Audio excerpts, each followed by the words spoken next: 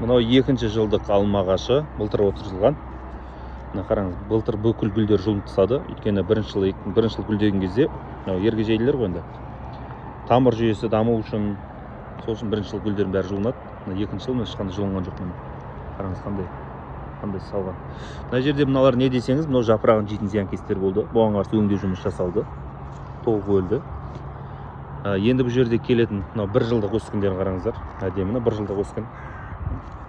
20-30 сантиметр. Мынау одан да үлкен, 40 сантиметр. Жалпы өскіндер жақсы.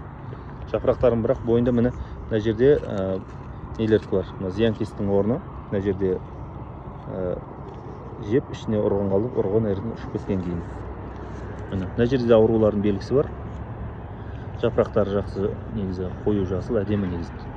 Өйткені былтыр 2 рет тыңайтылған, күздігіні 1 рет тыңайтылған тағы да тамыр арқылы. Міне жалпы осындай міне. Бірақ мыналар негізі жазға кесу жұмыстар болатын болса, мыналар кесу керек негізі. Мына екеуін кесіп тастау керек. Өйткені жазға кесу жұмыстары өте маңызды саналады. Мына алма жемірі бар мына жерде міне. Алма жемір дейді.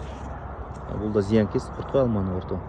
Оған қарсы жақында көп емес әр жерде бар, бірақ оған қарсы да өңдеу жұмысы жасалынады осы аптаның ішінде.